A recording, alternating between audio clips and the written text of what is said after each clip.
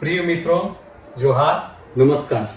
मैं अजय भागर के आपका इस वीडियो में बहुत स्वागत करता हूं और खासकर वैसे छात्रों का जो जेपीएससी पीटी की तैयारी में लगे हुए हैं।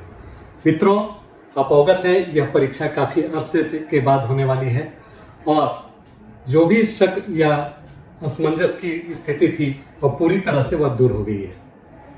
मुझे भी यकीन नहीं हो रहा था कि यह परीक्षा 17 मार्च को कंडक्ट हो जाएगी। बहुत सारे छात्र भी असमंजस की स्थिति में थे, लेकिन अब जबकि एडमिट कार्ड जारी हो चुका है, यह क्लियर हो गया है कि अब यह परीक्षा अपने नियत तिथि 17 मार्च को ही होगी।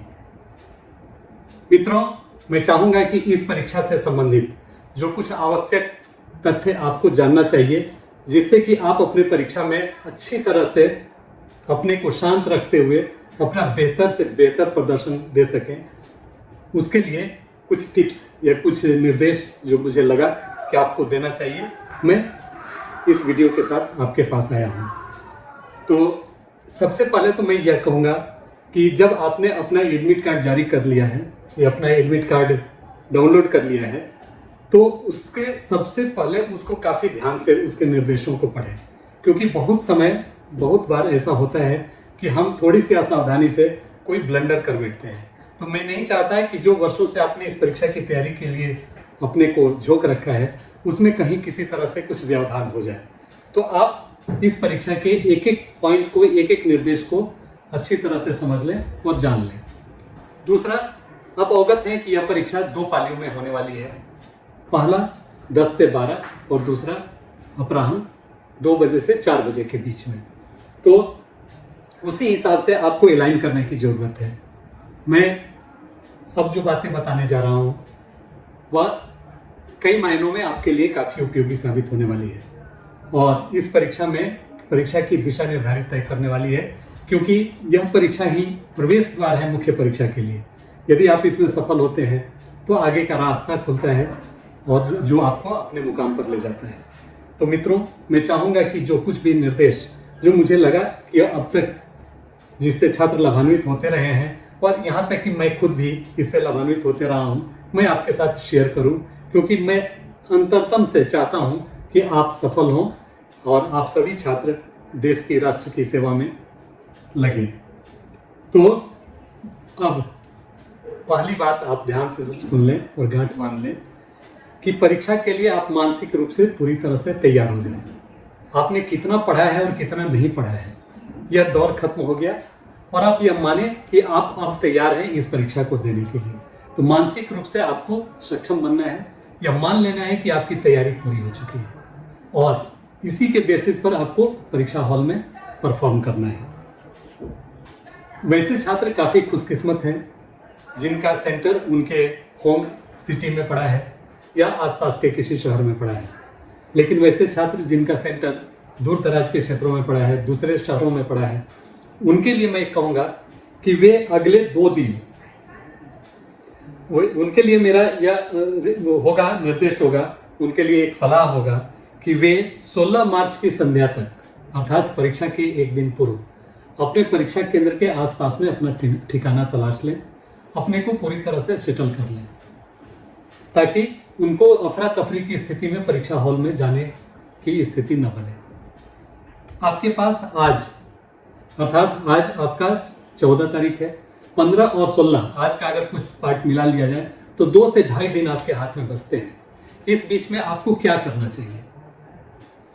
तो मेरा आपके लिए यह एक सुझाव होगा कि अगले 2-3 दिन, मतलब अर्थात 15 और 16 मार्च की संध्या तक, जिस पुस्तक को भी आपने बेस बनाया है, मैं ये नहीं कहूँगा कि आप स्पर्धा की पुस्तक को, जिसको भी आपने अपना बेस बनाया है, उसके सभी पृष्ठों को सावधानी से उलट लें, एक नज़र उस पर दे लें और खासकर 1 लाइनर से संबंधित जो पुस्तक हो उसका आप गहराई से एक बार उसको पेज को पलट लें, पृष्ठ को पलट लें, ताकि आपको लगे कि ये पूरी पुस्तक आपके जेहन में आ गई है और आपको इससे संबंधित कोई प्रश्न अगर पूछा जाता है तो आप उसका उत्तर करने में सक्षम होंगे। छात्र मित्रों, अब मैं चाहूँगा कि परीक्षा के दिन आपको अपने को कैसे नियंत्रित और संतुलित करना है, इसके बारे में बताऊं।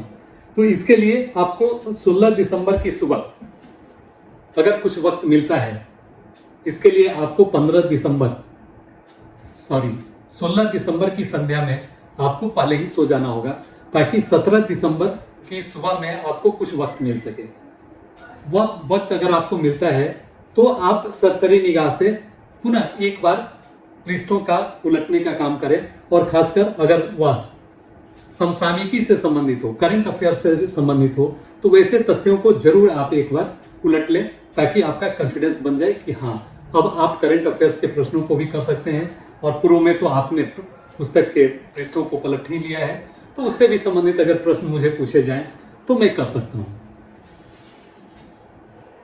फिर आगे का चरण, परीक्षा केंद्र पर निर्धारित समय से थोड़ा पहले पहुंचने की कोशिश करें, क्योंकि आपने देखा होगा कि अगर आप परीक्षा के उसी समय, निर्धारित वक्त के समय पहुंचते हैं जिसमें लड़के परीक्षा हॉल के अंदर जा चुके होते हैं, तो आपको लगता है कि शायद आप देर हो गए हैं और आपको अपने को संयमित करने का वक्त नहीं मिलता।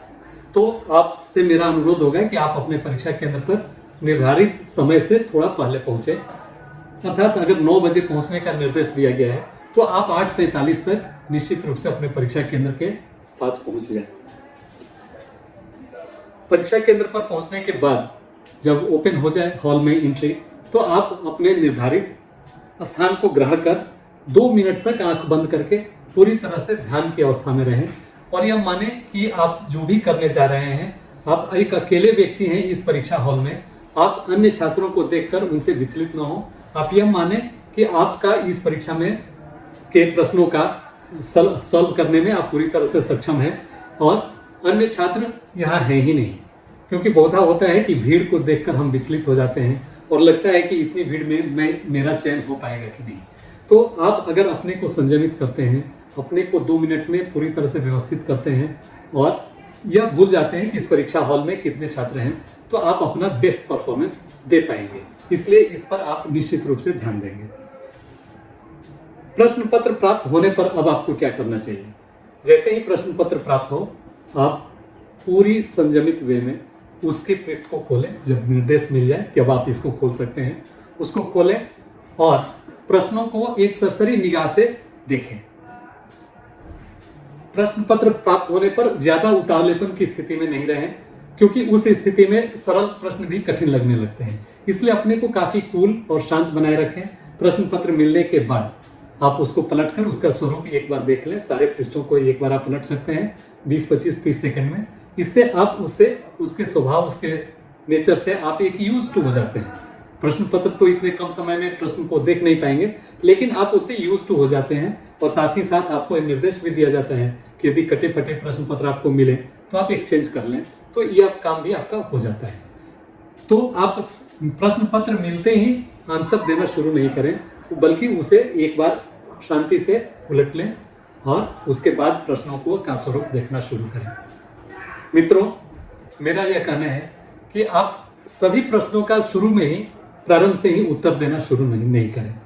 आपको जो लगता है श्योर शॉट 100% आप जिस पर कंफर्म है, वह पहले राउंड में वैसे प्रश्नों को टच करें और अपने ओएमआर शीट पर मार्क करें। ओएमआर शीट पर मार्किंग में आपको विशेष सावधानी रखने की जरूरत है, क्योंकि एक बार अगर आप मार्क गलत कर देते हैं तो पुनः उसे सुधार करने की गुंजाइश नहीं होती है। इसलिए आप देखें कि जो प्रश्न आप पढ़ रहे हैं उसी प्रश्न का उत्तर आप मार्क कर रहे हैं। उसके लिए आप अपने प्रश्न पत्र के साथ ही ओएमआर पत्र को भी आप उसमें साथ में रख लें, ताकि उसमें गलती होने की संभावना कम हो।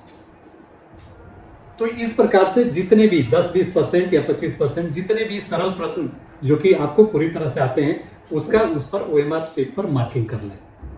इस फेज में आपको गेस वर्क करने की इजाजत नहीं दी जाती है, या दुविधाग्रस्त प्रश्नों को टिकल करने की सलाह नहीं दी जाती है। अब जब पहले राउंड में आपने सरल प्रश्नों का उत्तर दे लिया, तो दूसरे राउंड की बात आती है। दूसरे राउंड में आप वैसे प्रश्नों का उत्तर दें जिसमें आपको असमंजस है, अर्थात 4 में से कोई 1, कोई 2 या कोई 3 पर आपको लगता है कि ये उत्तर हो सकता है। एक दो ऑप्शन को अगर आप एलिमिनेट करने में सक्षम हैं, तो उस वैसे प्रश्न में से आप गेस वर्क करके 2 में से या 3 में से एक उत्तर विकल्प को आप कलर कर दें, क्योंकि आपको मालूम है कि इस परीक्षा में निगेटिव मार्किंग का प्रावधान नहीं है। इसलिए अगर आप गलत उत्तर भी मार्क करते हैं तो उससे आपको कोई लॉस नहीं होने वाला है। लेकिन अगर दो में से आपको लगता है कि एक प्रश्न सही है तो 50% उत्तर सही होने की संभावना बनती है। तो इस राउंड में आप काफी सावधानी से प्रश्नों को बारीकी से पढ़कर दुविधाग्रस्त प्रश्न में से ऑप्शन में से आप ऑप्शन एलिमिनेट करने की कोशिश करें और जो आपको लगता है कि मोस्ट सुटेबल है उसमें आप मार्क कर दें। अब आती है तीसरे और अंतिम राउंड की बात। जैसा मैंने अभी कहा कि इसमें निगेटिव मार्किंग का प्रावधान नहीं है, इसीलिए किसी भी प्रश्न को अनुत्तरित नहीं छोड़ना है, अर्थात सारे प्रश्न के ऑप्शन को आपको देना ही देना है, उसको काला, एक ऑप्शन को काला करना ही है। क्योंकि वैसे भी चार ऑप्शन है अगर किसी प्रश्न की, तो एक प्रश्न अगर आर्बिट्रेरी ली जाती है जिसका कि आप कुछ नहीं जानते हैं तो 25% चांस बनता है कि उस प्रश्न का उत्तर हो जाए। तो अगर आपके पास 20 प्रश्न ऐसे हैं जिनका कि आप उत्तर बिल्कुल नहीं जानते हैं तो भी यह संभावना बनती है कि 5 प्रश्न आपका सही हो जाए। तो अब इस राउंड में, तीसरे राउंड में, आप ईश्वर को स्मरण कीजिए और जो भी आपको लगता है ABCD में से जो भी ऑप्शन आपको लगता है कि मार देना चाहिए उसको आप काला करके एग्जामिनेशन हॉल में आ जाए। तो मित्रों, मेरा अनुरोध होगा कि मेरे इस सलाह को आप निश्चित रूप से अपने परीक्षा हॉल में फॉलो करेंगे, क्योंकि यह काफ़ी कारगर होगा।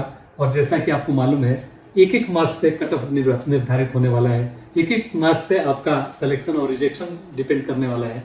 वैसे में एक मार्क्स की क्या अहमियत हो सकती है। तो यदि आपने अपने को संयमित कर लिया और उसके अनुरूप आपने परीक्षा में परफॉर्मेंस दिया तो हो सकता है कि 2-4 प्रश्नों के उत्तर आप ज़्यादा कर पाएँ, दे पाएँ। तो इसको आप जरूर मानेंगे और उसके अकॉर्डिंगली आप एक्ट करेंगे। अब पहला पाली खत्म, बात आती है दूसरे पाली की। आपको पता है कि इसके बीच में आपको 1.5-2 घंटे का वक्त मिलने वाला है। तो इसमें आप पहले पत्र में जो जैसा भी आपका परफॉर्मेंस हुआ है, आपकी उम्मीद से अच्छा या उम्मीद से बुरा, उसके बारे में कदापि न सोचें। आप माने ही नहीं कि आपने अभी कोई परीक्षा दी है। उसके प्रश्न और उसके उत्तर को आप वहीं पर भूल जाएं और अब आ जाए दूसरे प्रश्न पत्र के बारे में। मुझे यकीन है कि आपने इस पत्र की काफ़ी अच्छे से तैयारी कर रखी होगी, क्योंकि इस प्रश्न पत्र का वजन काफ़ी अधिक है। यह झारखंड से संबंधित इसमें सारे प्रश्न पूछे जाने हैं और प्रत्येक अभ्यर्थी जो JPSC देना चाहता है इस प्रश्न पत्र पर ज़्यादा फोकस्ड होता है। तो इस प्रश्न पत्र के बारे में आपको अपने को ज़्यादा कॉन्फिडेंट फील करना चाहिए और यह मानना चाहिए कि आप जितनी भी तैयारी कर चुके हैं वह पर्याप्त है और इसमें परीक्षा के में पूछे जाने वाले प्रश्नों के अनुरूप होगा और उसमें आप अधिकाधिक प्रश्न सॉल्व कर पाएंगे। लेकिन फिर भी अगर आपके पास थोड़ा वक्त बचता है तो वही मैंने जो अभी कहा है, जिस स्रोत से भी हो सके, खासकर जो समसामयिक प्रश्न हैं उनका एक बार आप अवलोकन कर लें, ताकि आपको लगे कि आप अतीत से वर्तमान तक आप अपडेटेड हैं और किसी भी प्रकार के प्रश्न अगर पूछे जाते हैं तो आप उसका उत्तर करने में सक्षम हैं। मित्रों, परीक्षा आपकी अच्छी जाए। पूरा स्पर्धा प्रकाशन आपकी सफलता की कामना करता है। आपने भी इस परीक्षा की काफ़ी तैयारी और काफ़ी श्रम लगाया है। स्पर्धा प्रकाशन ने भी आपकी तैयारी सुनिश्चित करने में कोई कसर छोड़ नहीं रखा है। हम दोनों का मिशन एक है कि आप सफल हो।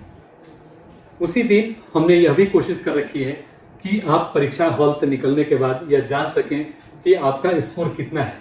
इसके लिए स्पर्धा प्रकाशन उस दिन 17 तारीख को ही प्रथम पत्र और द्वितीय पत्र दोनों का करेक्ट आंसर के साथ कोशिश करेगी कि आपके लिए एक यूट्यूब पर एक वीडियो आए, ताकि आप जान सकें कि आपने कितना स्कोर किया है। इससे आप यह समझ सकेंगे कि आपको अब मेंस की परीक्षा की तैयारी किस रूप में और किस तरह से की जानी चाहिए। यही नहीं, 1-2 दिनों के बाद हम पुनः आपके लिए एक कट ऑफ एनालिसिस लाएंगे, जिसमें आपसे मिले फीडबैक, एक्सपर्ट्स की सलाह, परीक्षा के प्रश्न पत्र की कठिनता का अध्ययन करने के उपरांत इसका क्या कट ऑफ हो सकता है हर कैटेगरी के लिए, जनरल के लिए, EWS के लिए, OBC के लिए, SC/ST के लिए। अकॉर्डिंगली हम चाहेंगे कि एक कट ऑफ आपको दें, ताकि आप उसके अनुरूप पाते हैं कि आप आ सकते हैं इस परीक्षा में, मेंस की तैयारी शुरू कर सकते हैं तो आप कर सकें। और यही नहीं, मेंस की तैयारी तो आपको शुरू करनी ही चाहिए, इस बार नहीं तो आगे का चांस तो आपके लिए बनता ही है। निराश होने वाली कोई बात नहीं है। अब शायद शुरुआत हो गई है और यह सिलसिला चलते रहे।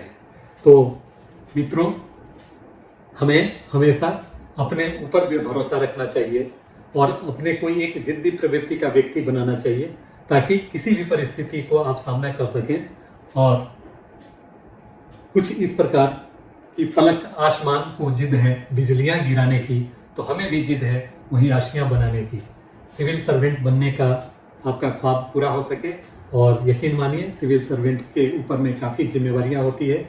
वह एक व्यक्ति नहीं होता है बल्कि वह एक संस्थान होता है, और मैं चाहूँगा कि आप अपने राज्य का समुचित ढंग से सेवा दे कर सकें और लोगों के भविष्य को बेहतर बनाने में अपनी भूमिका अदा कर सकें। तो अंतिम बात, इसके बाद शायद मेंस परीक्षा की प्रिपरेशन के क्रम में आपसे हमारी मुलाकात हो। मैं पुनः आपकी सफलता की कामना करता हूं, और मैं चाहता हूं कि आप इस परीक्षा में बहुत अच्छा परफॉर्म करें और आगे के परीक्षा की तैयारी शुरू कर सकें। आज के लिए इतना ही, बस। धन्यवाद, नमस्कार।